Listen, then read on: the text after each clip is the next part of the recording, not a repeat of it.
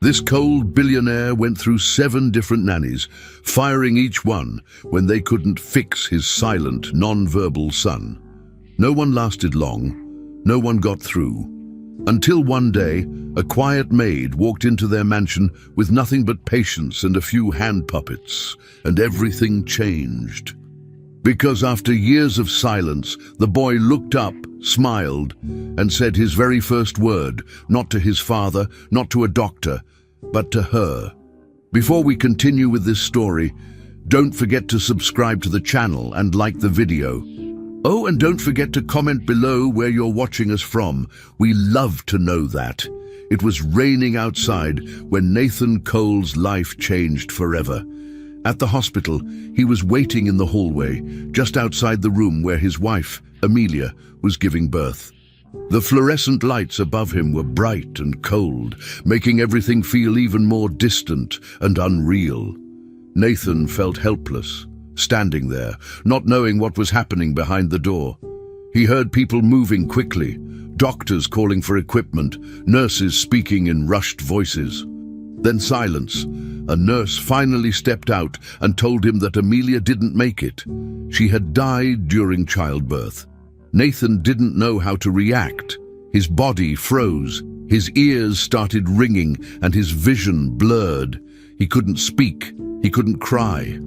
Their son had survived, but Nathan couldn't bring himself to go in and see him. He stayed in the hallway, staring at the floor, trying to breathe. His wife was gone, and everything in his life instantly lost its meaning. He never said goodbye. The funeral happened a few days later. Family and friends came, but Nathan barely noticed them. He was there, but it felt like he wasn't. He sat in the front row, staring at the casket, his hands clenched into fists. He didn't cry. He didn't speak. Amelia had been everything to him, his partner, his home, his hope for the future. Now she was in a wooden box, and there was nothing he could do. When the funeral ended, Nathan left quickly. He didn't want to talk to anyone. Back at the mansion, the silence was deafening. The house felt cold, even though the heat was on. It was full of memories, pictures on the wall, her books on the shelf, the scent of her perfume in the bedroom. But none of it brought comfort. It only made the pain sharper. Nathan avoided their room. He couldn't look at the things she left behind. Every corner of the house reminded him of what he had lost. After that day, Nathan changed. He stopped talking about Amelia completely. He didn't mention her name, and he didn't let anyone else talk about her either. If someone tried, he would just walk away or leave the room. He buried all his pain deep inside, refusing to let it show. His days became routine and empty. He woke up, worked, and went to bed. He didn't go out unless he had to. He stopped answering calls and stopped meeting with people he used to see regularly. Work became his only escape. He focused on it more than ever before, using it as a way to ignore everything else. The people around him noticed the change, but no one knew how to reach him. They could see the sadness in his eyes, but Nathan didn't let anyone in. He had built a wall around himself. He thought that if he didn't feel anything, maybe the pain would go away, but it never did. It only got heavier with time. Ethan, his newborn son, was healthy but small. He spent his first days in the hospital under careful watch. The nurses told Nathan that Ethan was quiet, that he barely cried. Nathan didn't visit. He couldn't bring himself to see the baby. He felt like looking at Ethan would only remind him of what he lost. In his mind, Amelia's death and Ethan's birth were forever linked.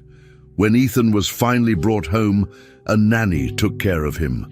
Nathan didn't hold him. He didn't feed him. He stayed in his office most of the time, far away from the nursery.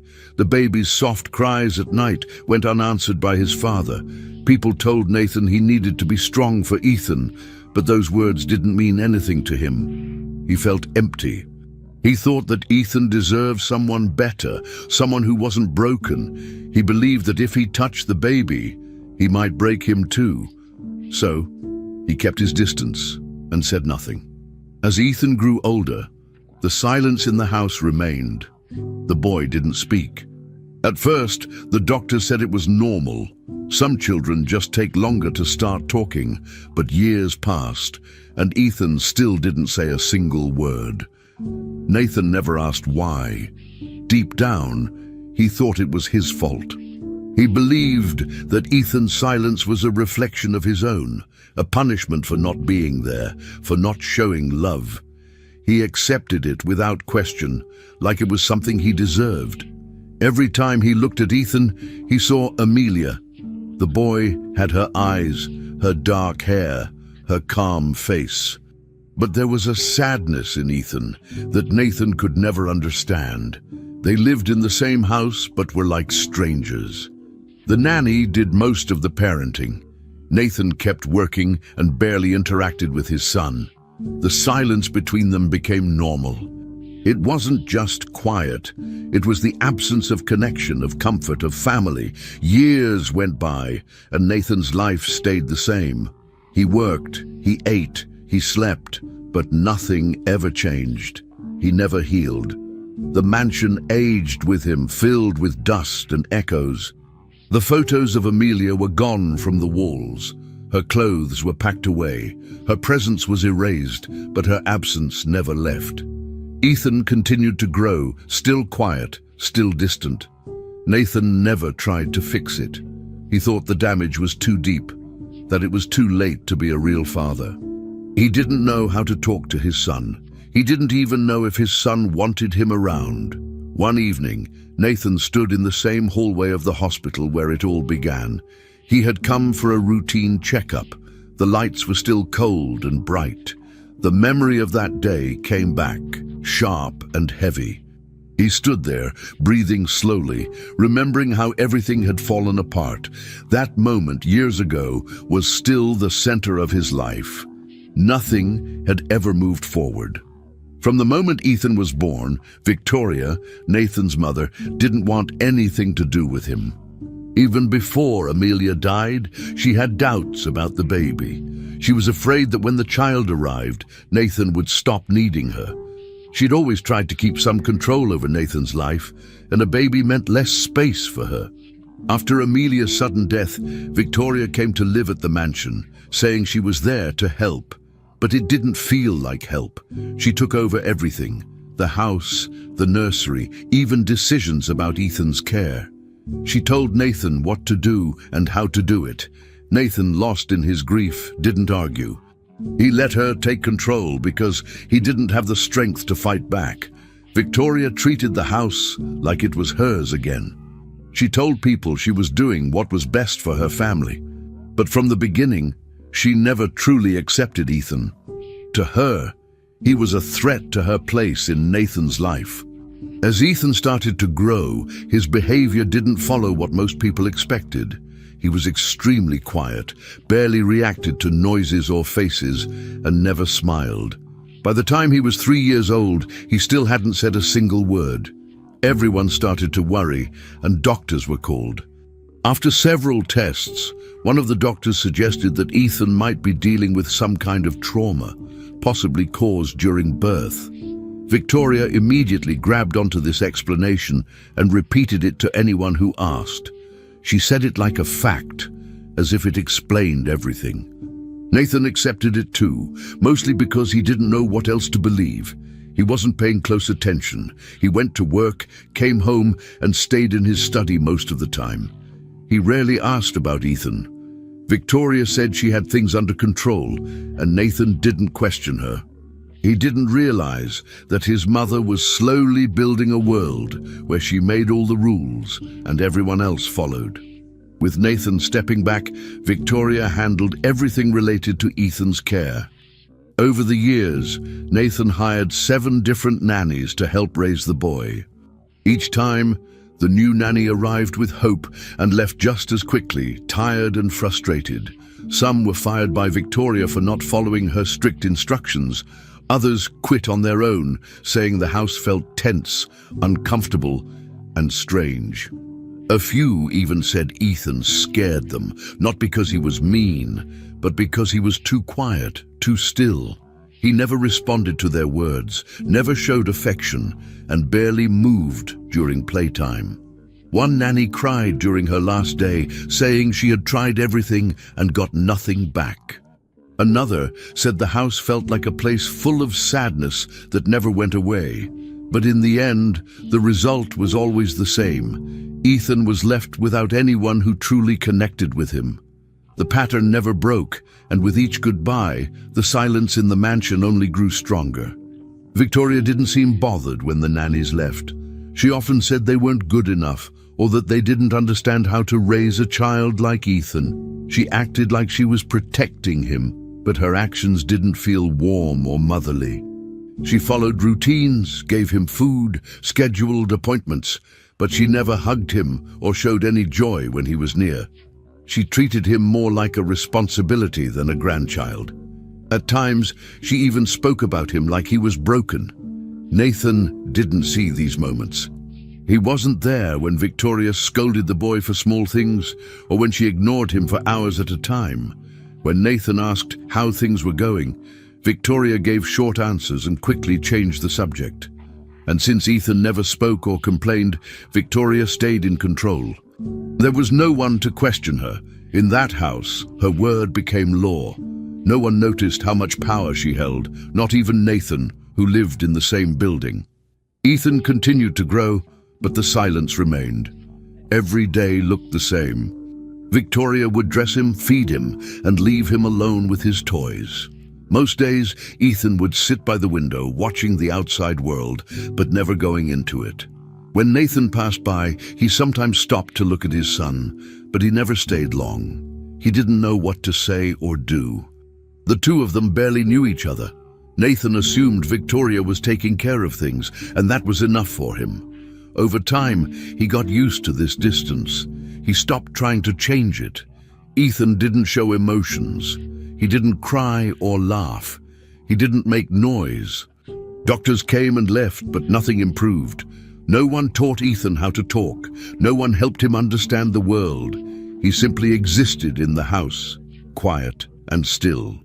And in the background, Victoria continued watching everything, controlling what she could, and keeping the house exactly the way she wanted. The years passed slowly. Nathan stayed buried in his work, unable or unwilling to look closely at what was happening around him. Victoria kept running the house, claiming to protect Ethan while making every decision herself. The boy grew older but still didn't speak. His world was small, just rooms, quiet meals, and long hours of silence. The mansion, once full of potential, became a place stuck in time. People who visited didn't stay long. Most of them felt something strange they couldn't explain. Some blamed the child, others blamed the grief that still hung in the air. But the truth was that everyone had fallen into their roles. Nathan was the absent father, Victoria the strict guardian, and Ethan the silent child. Nothing changed. Nothing got better. 7 nannies came and went. No progress was made. And through it all, Victoria kept watching. From the very beginning, she had never wanted this child. And in the end, everything stayed exactly the same. Angela Davis arrived at the Cole mansion carrying only one old suitcase. Her shoes were worn from years of walking to and from jobs, and her jacket was a little too thin for the cold morning. But she walked with confidence, her shoulders straight, her eyes calm. She didn't come from money. She had no famous last name, no recommendations from powerful friends. What she had was experience.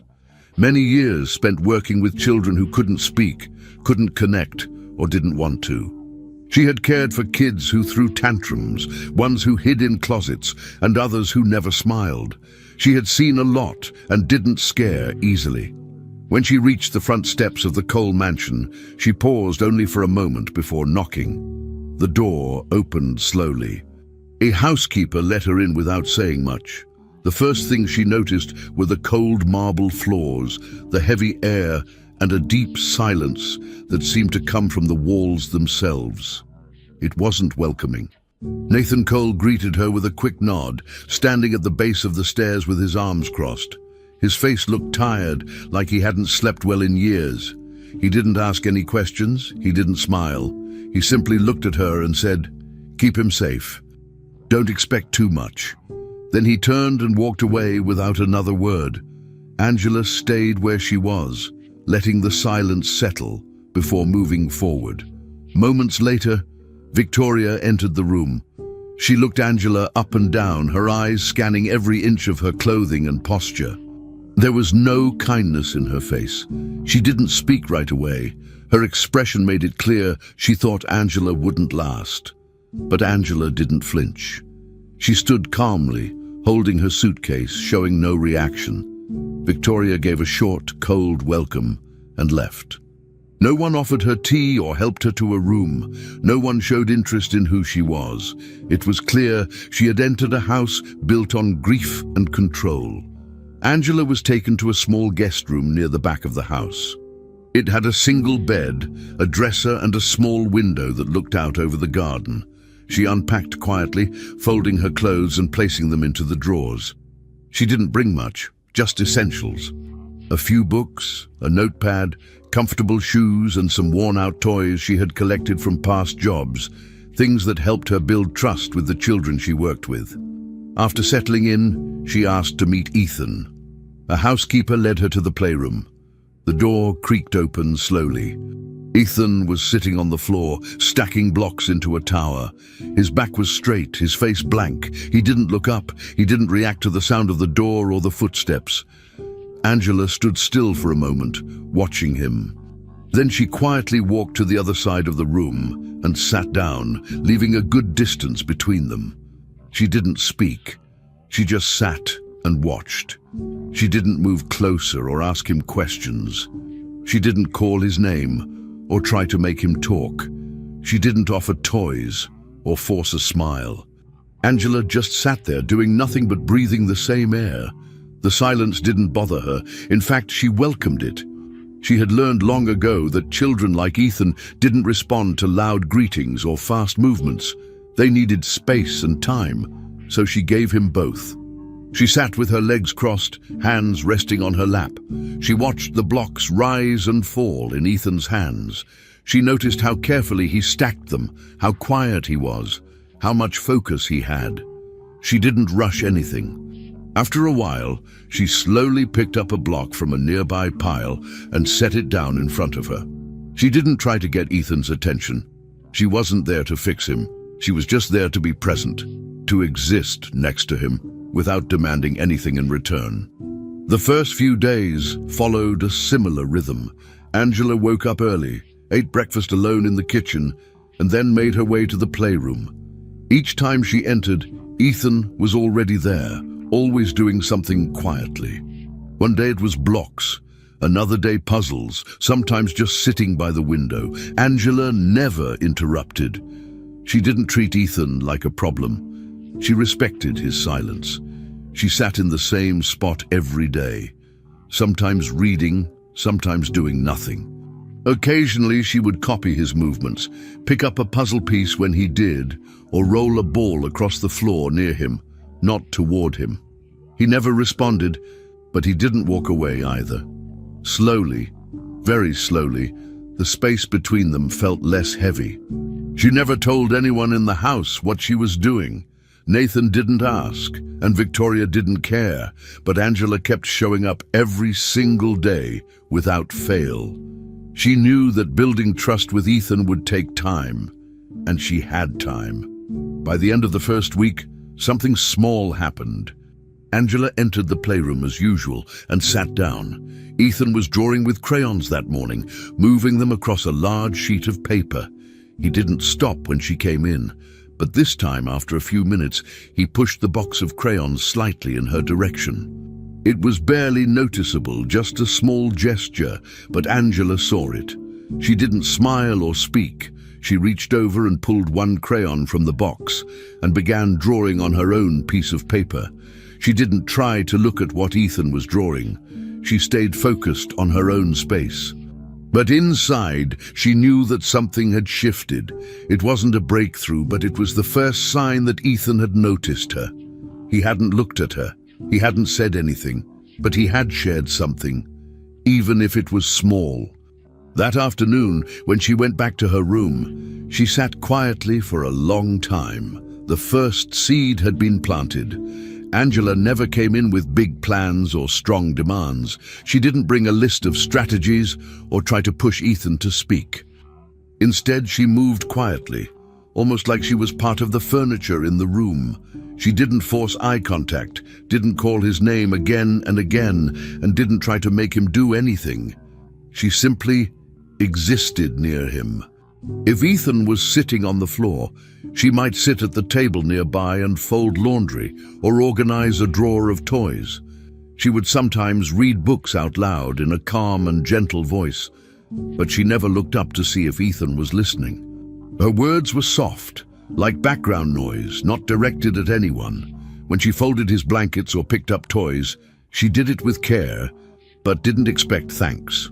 At first, Ethan gave no signs, no movement, no sound, but he didn't walk away either. He stayed. And staying for a child like Ethan already meant something. Angela began to bring in new toys slowly. Nothing bright or noisy, just a few puppets with soft, silly faces and movable mouths. She didn't try to use them to talk to Ethan. She just placed them on a shelf nearby and let them stay there. Sometimes she picked one up and moved it around a little while reading or tidying the room. She didn't make the puppets speak or dance or do anything dramatic. She wanted Ethan to notice them on his own, without pressure. For a long time, he didn't. He kept playing with his blocks or sitting by the window, showing no interest. But Angela kept showing up every day. Her routine didn't change. She was always calm, always patient. One afternoon, as she sat quietly reading a book with a puppet resting on her lap, she felt something shift. She looked up briefly and saw Ethan watching her. It was only a moment, one extra second longer than usual. But it was real. That small glance was the first change. Nothing big happened after it, but Angela noticed the difference.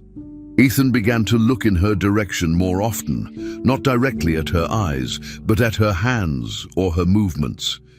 It was as if he was checking to see what she would do next. Sometimes he sat a little closer than before. Still no words, still no gestures. But his presence started to feel different. Less distant. Angela didn't say anything about it to anyone in the house. She just kept doing the same things, reading, folding, sitting near him. Every little thing mattered. The way she passed him crayons without looking. The way she let silence fill the space without trying to fix it. She wasn't rushing toward a goal. She was just waiting for Ethan to come forward on his own. One day, she moved the puppet a little closer to where Ethan was sitting. He didn't touch it, but he didn't move away either. That was enough. Outside of the playroom, nothing had changed. Victoria still ran the house with her usual tight control. She made sure Ethan had tea at the same time every evening. She continued giving Angela reminders about how difficult the child was. Her comments were polite but firm. "Don't get your hopes up," she would say. "He's always been like this." She didn't say it with cruelty, but her words were heavy with finality. Victoria didn't believe things would improve, and she didn't like people who did. She watched Angela from a distance, always judging but rarely interfering directly. Nathan, on the other hand, stayed mostly quiet. He watched too, from the hallway, from the stairs, through half-open doors. One afternoon, after passing by the playroom, he said quietly, "He's had good days before. Don't confuse them with progress." Angela didn't answer. She knew they didn't see what she saw. They were used to disappointment. She wasn't. She had seen enough children to know when something real had started. Angela didn't waste time arguing with Nathan or defending what she felt. She didn't care about proving anything to anyone. She focused on Ethan, and she trusted what she was seeing. She remembered other children from her past jobs, kids who had stopped speaking after losing someone, or who avoided touch because of bad memories. She had learned to tell the difference between a child who couldn't speak and one who was afraid to. With Ethan, she saw signs of defense, not disorder. His silence wasn't emptiness, it was protection. The way he watched her movements, the way he stayed when she came close, all pointed to a child who was thinking and feeling, just too scared to show it. She adjusted her pace to match his, never moving faster than he could handle.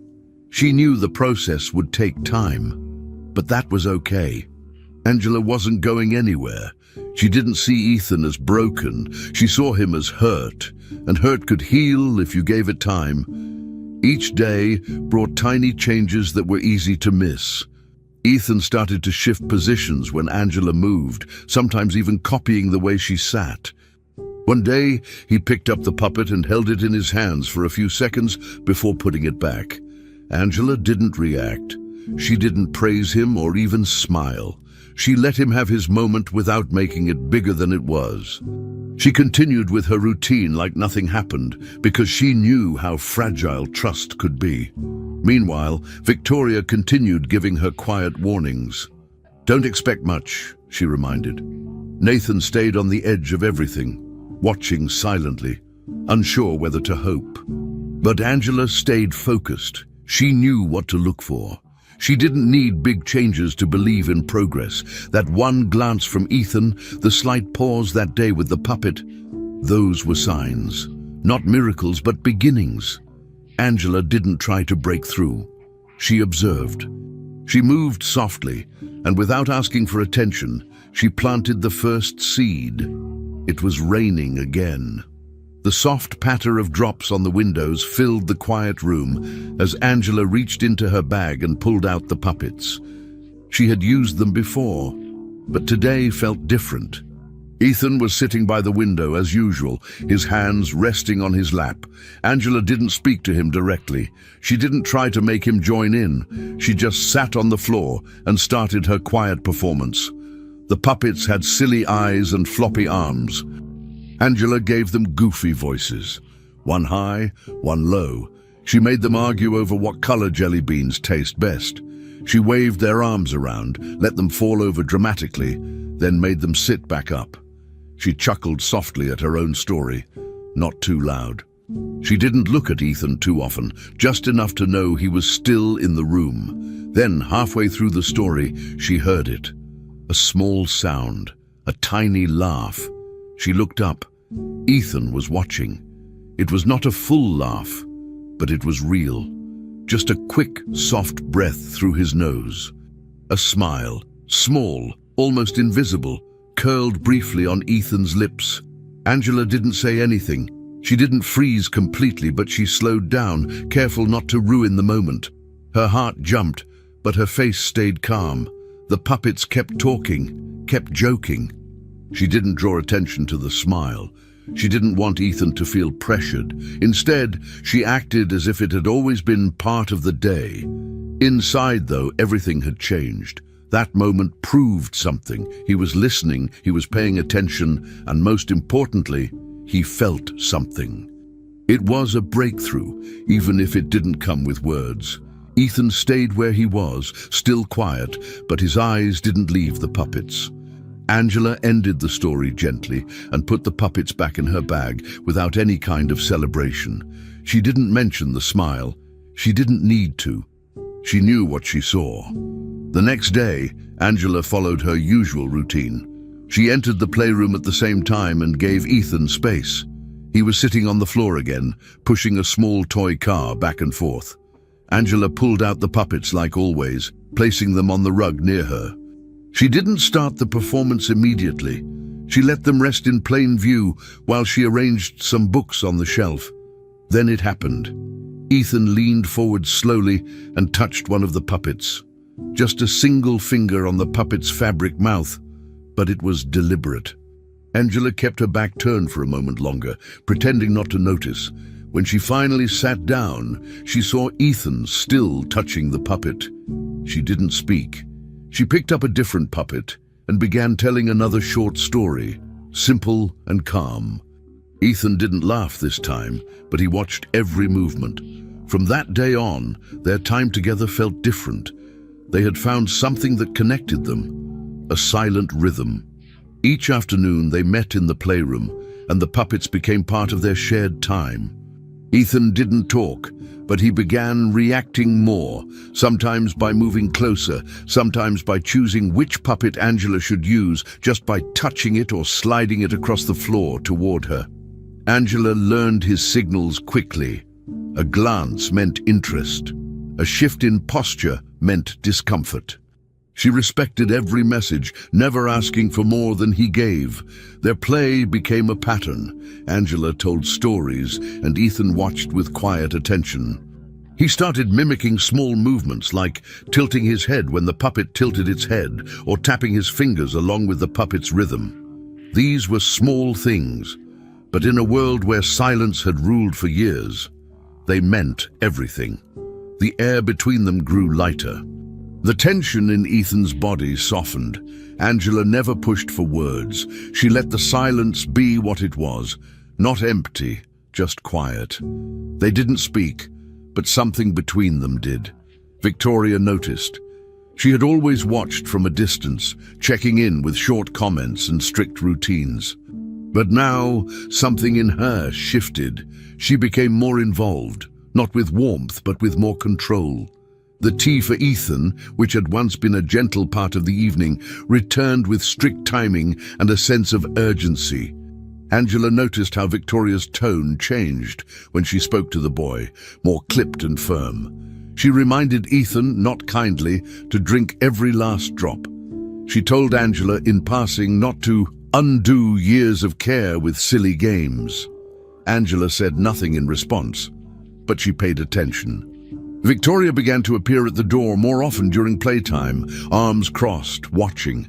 The tension in the house slowly returned, not from Ethan, but from the people around him. Nathan stayed quiet as always, offering no opinion. Angela started feeling something in the air. It wasn't just skepticism now. Something else was rising, something quiet, but it felt off. Angela couldn't name the feeling exactly, but it made her more cautious. She started paying attention to details she had ignored before.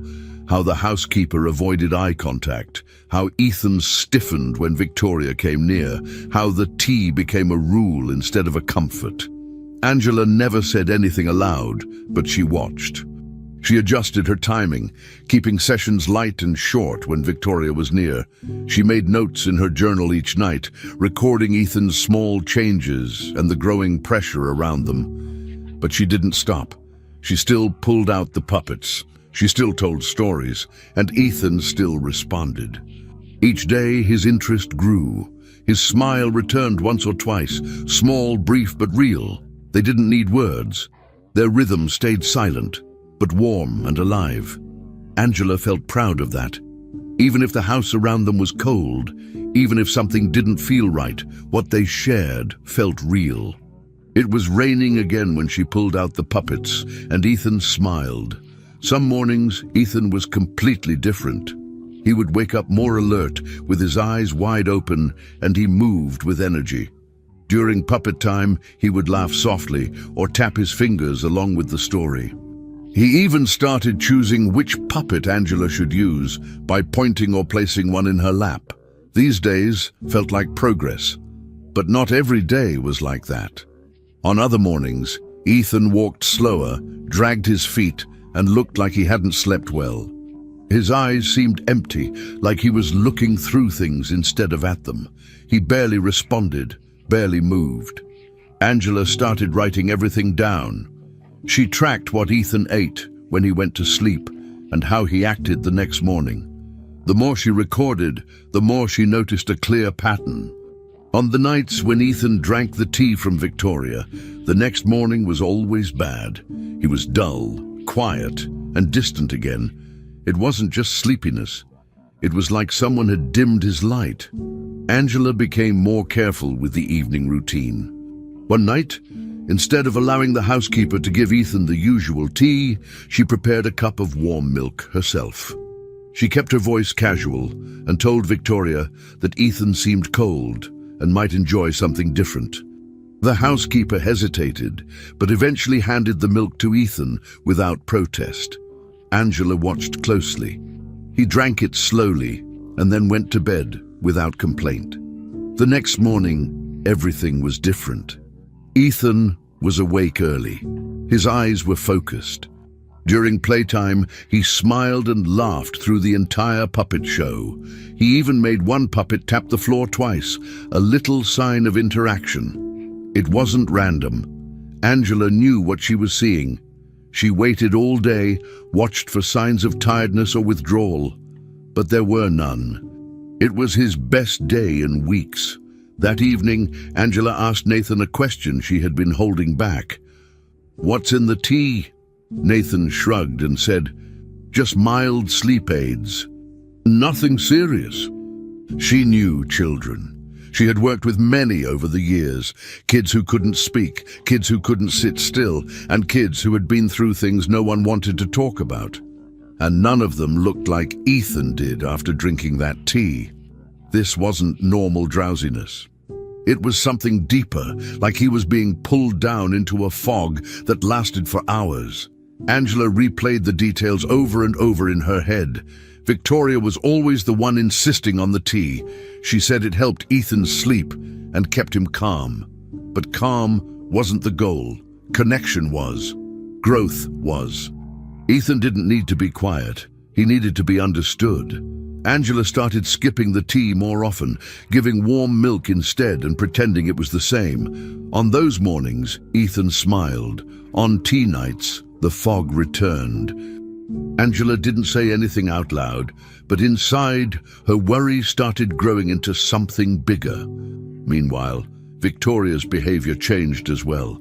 She noticed the difference in Ethan, how he was more active on some mornings, and it seemed to bother her. She didn't say anything directly, but her presence became heavier. She started watching Angela more closely. Her smiles were still there, but they felt stiff and forced. She asked more questions about the play sessions, but not in a curious way, more like someone waiting for a mistake. One afternoon, after a particularly joyful puppet show where Ethan clapped softly for the first time, Victoria pulled Angela aside. Her tone was cold. "Don't get too excited," she said. "These children burn out quickly." Angela didn't respond. She nodded politely and walked away. But inside, she was boiling. Burnout? Ethan was not a flame to be watched disappear. He was a child. A quiet one, yes, but not broken. Angela knew something was wrong in the house, and the more she saw, the more she realized that silence had been hiding too much. Nathan remained distant. He never questioned Victoria. He never watched the play sessions. When Angela brought up Ethan's behavior again, Nathan gave the same answer. He needs rest, that's all. If the tea helps, let it help. He didn't see the problem. He didn't notice how much better Ethan was without it. Angela wanted to push harder, to make him see, but she could tell he wasn't ready to hear it. Victoria had been in charge for too long, and Nathan had stopped asking questions years ago. Angela decided to stay quiet for now, on the outside. But inside, she was making a plan. She began keeping a detailed journal, times, dates, behaviors, food, reactions. Everything was written down. If no one else was going to speak up for Ethan, she would. She wouldn't confront Victoria without proof. She knew how quickly she could be removed from the house if she spoke too soon. But she also knew one thing for sure. Something was not right, and she was done pretending. Angela had seen too many families ignore signs. She had seen what happened when children were treated like problems instead of people. Ethan didn't speak, but he felt everything, and now Angela felt it too. The fog in his eyes, the change in his energy, the way Victoria hovered, it was all connected. She couldn't ignore it anymore. Each day, she worked carefully, building Ethan's trust and gathering information. She waited for the right moment, but she stayed alert. She knew she had to be smart. She couldn't just accuse. She needed to protect Ethan without giving Victoria a reason to push her out. Angela had no legal power, no family name to back her, but she had something stronger. She cared, and she paid attention. She watched the house, the routines, the expressions, and especially Ethan. If no one else was going to protect him, she would. Some days Ethan was bright. Some days he was foggy. And now Angela understood exactly why. It was a clear morning. The sky outside was bright blue, without clouds. Sunlight came in through the tall windows, lighting up the playroom. The rays of light landed across the carpet, making patterns on the floor. Angela had opened the curtains earlier, wanting to let the room feel more alive. Ethan was already there, sitting on the rug with his legs crossed. Around them were soft puppets, some lying on their sides, some still standing upright after the last story they acted out. Angela picked up one with a big nose and named it Captain Sniff. She gave it a deep voice and made it argue with another puppet named Cecily Ears. Ethan let out a quiet laugh. Then, slowly, he reached for a puppet of his own, one with soft green fabric and tiny button eyes. He lifted it. Angela kept talking in her puppet voice, not pushing. She let the moment happen naturally. Ethan looked at her. His lips moved. Mommy. She blinked, stunned by the sound. The word had been soft, broken into pieces, but she heard it clearly. Ethan had never spoken a word before, not a single one. But now, here he was, looking directly at her, holding a puppet and saying a word. Not just any word, but that word. Angela's eyes began to fill with tears. She leaned in gently, careful not to move too quickly and scare him. "What did you say, sweetheart?" she asked, her voice barely above a whisper. Ethan smiled, a real smile, not a short flicker, but one that held for several seconds. And then, with confidence this time, he repeated it, "Mommy." The room felt still. Angela didn't know if she should cry, laugh, or both. She just nodded, eyes wide, heart pounding. In that moment, the months of quiet, the slow progress, the careful steps, it all led to this. Ethan had found a word. And that word was mommy. He was dressed for work, briefcase in hand, coat over his arm. He had come in to say goodbye like he did most mornings. Usually, he didn't linger. But this time, he stepped inside, just as Ethan said the word again. Nathan stopped immediately, frozen. His hand opened. The briefcase hit the floor with a loud thud. Angela turned to face him, her eyes still wet with tears. Nathan's mouth opened slightly, but no sound came out at first. Finally, his voice cracked. "Did he just—" Angela nodded slowly, smiling. Her hands shook. "He said it. Twice," she replied, barely able to speak herself. Nathan dropped to his knees, eyes locked on Ethan. He looked overwhelmed, like his mind couldn't catch up with what he had just seen and heard. Ethan looked at him and smiled again, holding up the puppet. Nathan didn't speak. He just stayed there, eyes wide, breath shaky. The moment didn't feel real, but it was. Angela reached out slowly and put her hand on Nathan's shoulder. He didn't move for a second, but then he turned his head toward her, still speechless. He wasn't crying, but his eyes were wet. "How?" he asked softly. Angela didn't have an answer, not a full one at least. "He was ready," she said. "He just needed space and safety." Nathan looked back at Ethan. The boy was still sitting calmly, his puppet now resting in his lap. He didn't look confused or afraid. He looked proud, like he had done something important, even if he didn't fully understand how powerful it was. Nathan moved closer to Ethan and sat directly in front of him. Slowly, carefully, he opened his arms. He didn't say anything. He just waited. Ethan blinked once, then leaned forward and placed his forehead gently against Nathan's chest. Nathan closed his eyes and exhaled. It wasn't loud. It wasn't dramatic. But for both of them, it was the beginning of something new. Neither of them noticed the figure standing behind them at first. In the doorway, barely a step inside, was Victoria. She was holding a small porcelain teacup, the kind she always used. Her fingers gripped the handle tightly. Her face was pale, her eyes locked onto Ethan, unblinking. She hadn't expected this. No one had. The words she had just heard cut through her like a knife. "Mommy!" It wasn't for her. It wasn't about her. In fact, it replaced her.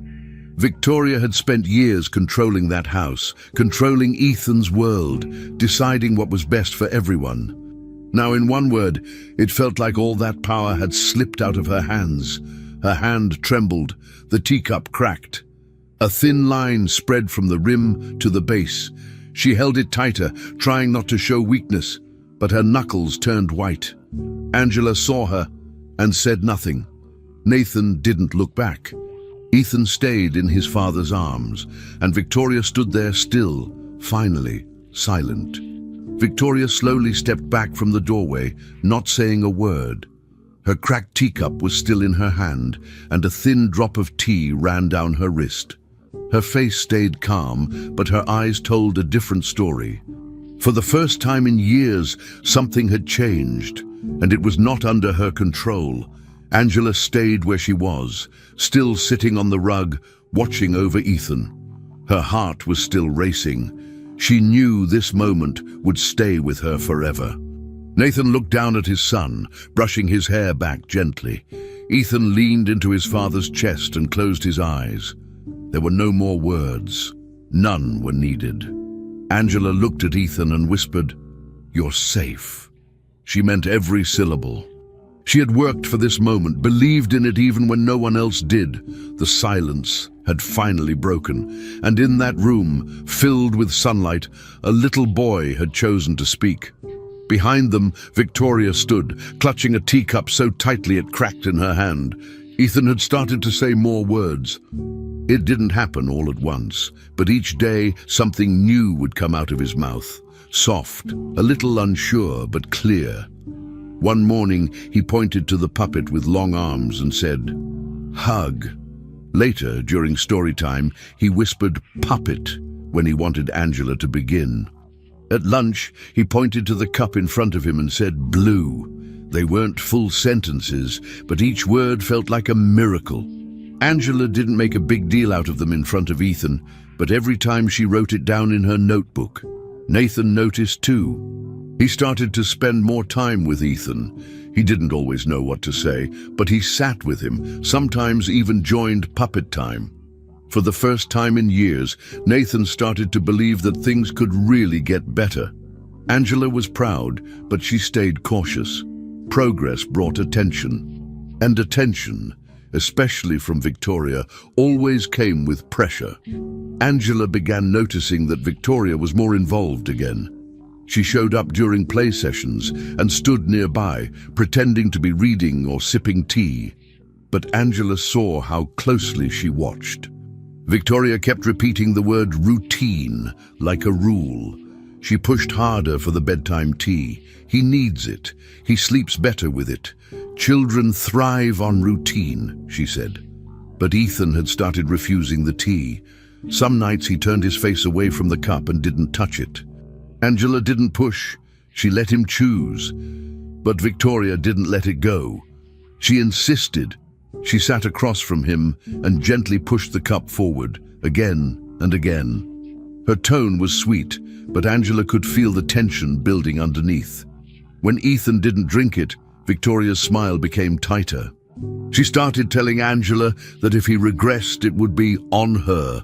Angela didn't respond, but the feeling in her chest was growing heavier. Something wasn't right. Victoria wasn't just concerned, she was panicking. One evening, after dinner, Angela saw Victoria walking toward the kitchen with the teapot in her hand. The house was quiet. Ethan was upstairs with a book, and Nathan had stepped out for a call. Angela followed silently, staying far enough back to not be noticed. From the hallway, she peeked into the kitchen. Victoria didn't see her. She was standing by the stove, unscrewing the lid of a small glass vial and pouring something into the teapot.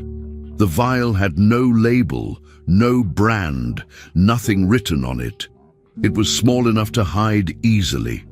Angela's heart started to pound. She leaned in slightly, trying to get a better look, but stayed out of sight. Victoria finished what she was doing and left the kitchen, humming softly. Angela waited until the hallway was clear, then stepped inside. The teapot was still warm. She looked around. The vial was still there, sitting next to the kettle, no label. She picked it up and sniffed it.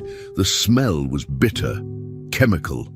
Angela's hands trembled as she slipped the vial into her pocket.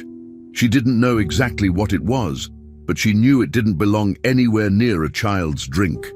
Her mind raced with questions. How long had this been going on? Was this why Ethan had those groggy mornings? Was this why he had been trapped in silence for so long? Angela didn't sleep that night. She stayed in her room, sitting at the edge of the bed, holding the vial in her hand, staring at it. Everything started to make sense. The heavy fog in Ethan's eyes, the routine Victoria protected so fiercely, the resistance when he started to get better. Angela thought back to every nanny who had come and gone. Every time Victoria said Ethan was too difficult, and every time she insisted on full control. This wasn't just about rules or structure.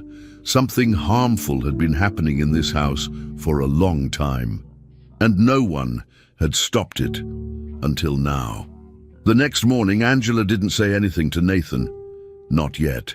She wanted to be sure. She placed the vial deep inside her dresser, hidden under her clothes, and went about the day as normal. Ethan was happy. He said the word ball when she rolled it to him and bye when she stepped out for a moment. Victoria acted like nothing had changed. She returned to her cold smiles, quiet comments, and endless talk about structure. But Angela was watching everything now with new eyes. Every movement, every interaction, every cup of tea was under her microscope. She even pretended to make the tea herself one evening, just to avoid letting Victoria near it. At night, when everyone was asleep, Angela researched what could cause symptoms like Ethan's. She looked up substances with bitter smells and no taste. Her stomach turned at what she found, but it only confirmed her suspicion. This was not about care. It was about control, and Angela wasn't going to allow it anymore. She didn't know yet how she would prove everything. She had no lab, no medical support, no one on her side, except a child who had just begun to speak. But Angela had something else, the truth. She had the record she kept, the changes in Ethan's behavior, the moments of clarity when he avoided the tea, the fog when he didn't. And now she had the vial. That was enough to start. She planned her steps carefully. She couldn't move too fast. If Victoria found out, she might disappear the evidence. She might remove Angela. She might do something worse. So Angela played the part. Quiet, helpful, calm. But every hour she watched. Every night she stayed alert. The ground was shifting beneath the house. Something terrible had been happening in this place, and Angela was done being silent about it. One evening in the same kitchen, she had seen it with her own eyes. She had smelled it. And now she was ready to uncover it. Angela didn't waste time. Early the next morning, after hiding the vial carefully in her coat pocket, she left the mansion without saying where she was going. She walked down the main road and took a bus into town. When she arrived, she found a small local pharmacy, not the usual kind with aisles of snacks and magazines, but a quieter one, with an older man behind the counter who looked like he'd seen a lot in his time. She explained she wasn't asking for medication, but needed help identifying a substance. She placed the vial on the counter. The man looked at it, then gave her a serious look. "Where did you get this?" he asked. Angela didn't explain. She just said it had been given to a child and asked him to test it. He made a few calls, took a sample, and returned an hour later with an answer. It was a powerful sedative, usually meant for adults. Used incorrectly, it could suppress speech and movement. Angela felt sick. She had suspected something, but hearing the pharmacist say it out loud made it real.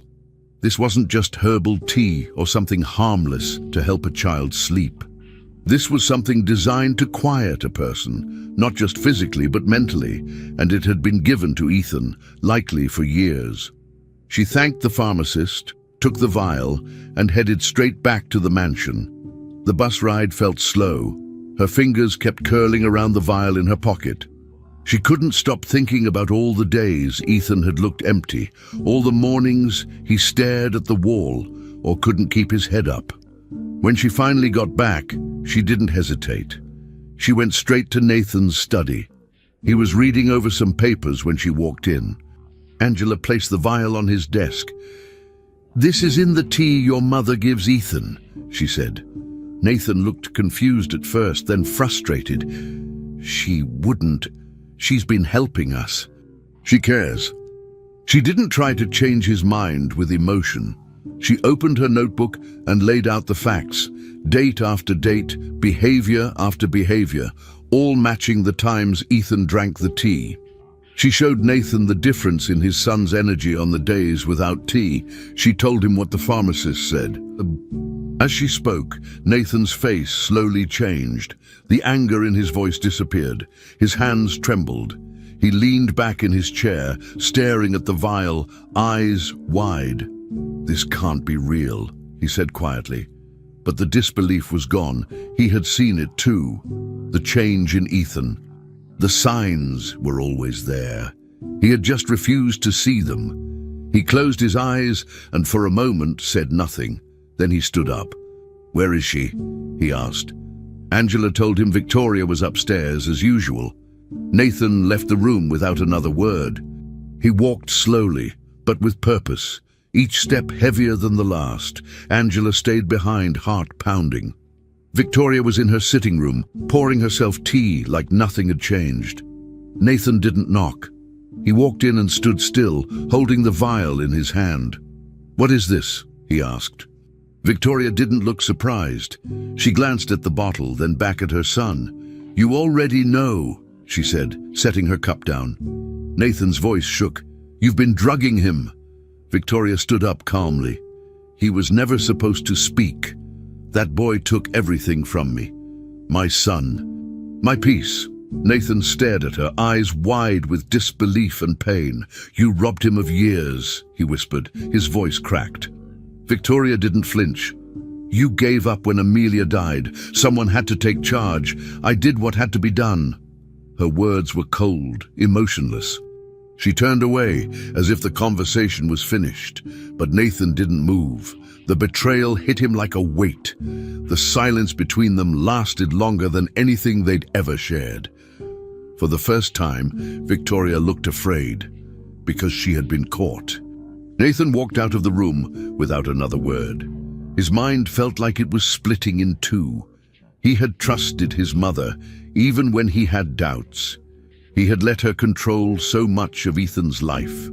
And now he knew that every step forward his son could have taken had been stolen, day by day, sip by sip.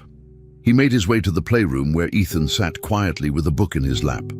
The boy looked up and gave a small smile, the kind that still surprised Nathan. Nathan didn't speak right away. He knelt down slowly and reached out. Ethan leaned into him without hesitation. Nathan wrapped his arms around him and held him tightly. "I'm sorry, son," he whispered. "I'm so sorry." He didn't try to explain. He didn't make excuses. He just held Ethan close and let himself feel every ounce of guilt, sadness, and rage that had been building inside him.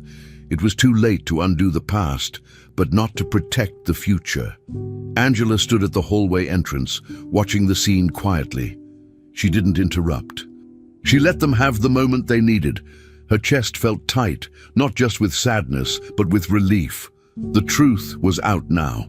There was still a long way to go, but the poison had been exposed, and the lies had started to crumble. Victoria did not come out of her room. The rest of the day passed quietly. No tea was served that night. Nathan stayed with Ethan, helping him with dinner, listening when he pointed to things and named them in his soft voice. Angela stayed close but gave them space. Later that night, as the mansion grew quiet, Angela checked the drawer where she had hidden her notes. She didn't need them anymore to convince Nathan, but she might need them to keep Victoria away for good. A new chapter had begun, and it all started when she brought that vial back to the house. The secret poison finally revealed. Victoria was sent away quietly. There was no police, no lawyers, no dramatic goodbye. Nathan handled everything in private. He didn't want news to spread. He didn't want the town asking questions, and he didn't want Ethan growing up with more chaos. But he made sure of one thing: Victoria would never come back. He arranged for her to move in with distant relatives out of state. No phone calls, no visits. He explained only the necessary details to the staff, who were smart enough not to ask too much. When she left the mansion, she didn't say goodbye to Ethan. She didn't look back. Nathan stood by the front door as the car pulled away, arms crossed, face blank. Angela stood behind him, one hand on his shoulder. Ethan wasn't told anything.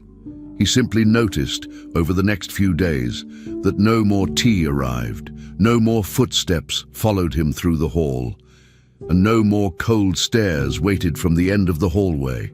She was gone. The changes in Ethan came fast. Within a week, he was smiling more.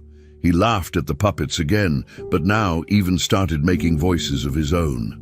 One morning, while coloring, he looked at a picture he had drawn and said, "Blue sky, happy." Angela almost dropped her coffee. She wrote it down like she always did, but now her notebook was full of words, not just notes about silence. Nathan watched in quiet amazement. He often sat nearby, pretending to read, but listening to every word Ethan spoke. The boy who once avoided eye contact now pointed at things, said their names, and even started asking small questions. Where ball? Why dogs sleep? The house felt lighter. Ethan ran through the hallways, sometimes pretending to fly. Mealtimes became filled with sounds. Chewing, humming, even talking. Nathan and Angela didn't interrupt his flow. They just followed along. It was like Ethan had been waiting his whole life to speak, and now that he could, he didn't want to stop. He still called Angela Mommy. The first time he said it, weeks ago, Angela had frozen. She thought it was a one-time moment, a slip, maybe even confusion. But he kept saying it. He said it when he was scared, when he was happy, when he wanted her attention. Nathan heard it too, and at first it caught him off guard, but he never corrected it. Not once. In fact, the first time Ethan said, "Mommy, come play," Nathan looked at Angela and gave a small, quiet nod. It wasn't a conversation they had. It didn't need to be. Ethan had chosen. Angela never tried to explain it. She just kept caring for him, guiding him, loving him the way he needed. The title came naturally. The bond was real. Nathan and Angela became a team, not just for Ethan, but for each other. Every part of their day, from brushing teeth to bedtime stories, became a routine filled with warmth, laughter, and now, real communication. One evening, Nathan and Angela sat together on the back porch. It was a simple moment. They were both holding cups of tea, but now it was harmless, just chamomile, no secrets. The garden stretched out in front of them, filled with late spring flowers. Ethan ran in circles across the grass, pretending to chase a butterfly. His bare feet hit the dirt. His voice rose and fell with giggles. Nathan watched him for a while and then said softly, "He wasn't broken." Angela looked at him, surprised by the sudden words. He continued, "We just didn't protect him." He stared ahead, eyes following Ethan's movements. Angela nodded slowly. "But now he's free," she said. They didn't say much after that. They just sat in silence, both watching the same little boy they had once feared might never speak, never laugh, never connect. He was alive now, fully. And not because of medicine or therapy or miracle. He was thriving because the fear around him had finally ended. Months passed. Summer turned into fall. Angela and Nathan enrolled Ethan in a small private school known for supporting kids with learning differences. The teachers were kind, the classrooms quiet, and the playground huge. At first, Ethan was nervous. He didn't like crowds or loud noises, but the school gave him space, and day by day he adjusted. He made friends slowly, One boy who liked dinosaurs, one girl who loved puppets. Angela volunteered at the school twice a week, helping in the classroom. Nathan helped with pickup when he could. Then came school presentation day. Each child was supposed to share something they loved. When it was Ethan's turn, he stood on the small stage with his green puppet in hand. He looked out nervously, then spotted Angela and Nathan sitting together. That gave him courage. He lifted the puppet high and said clearly, "My name is Ethan. This is my puppet. I like stories." The room clapped. Angela wiped her eyes. Nathan held her hand tightly. After the event, parents and kids mingled around the schoolyard. One woman, a teacher's aide, crouched beside Ethan with a kind smile. "And who's this?" she asked, pointing to Angela, who stood nearby. Ethan looked up at Angela, then back at the woman. His answer was clear, loud, and proud. "That's my mommy," he said. The woman smiled and nodded. Angela stood still for a second, then bent down and wrapped her arms around Ethan, holding him tightly. Nathan stood beside them, his hand resting gently on Ethan's shoulder. No one corrected the boy. No one needed to. Angela had earned the name not by asking for it, but by being there every moment, protecting him, believing in him, and never giving up. The days of silence, of fog, of fear, they were behind them now. Ethan had found his voice, and more importantly, he had found a family who heard it. No more secrets, no more poison, just life, real, loud, messy, and full of love. Finally, we've reached the end of this story. I'm extremely happy that you've made it this far. Thank you very much for watching. Comment below what you thought and what was the best or worst part. Don't forget to subscribe until next time.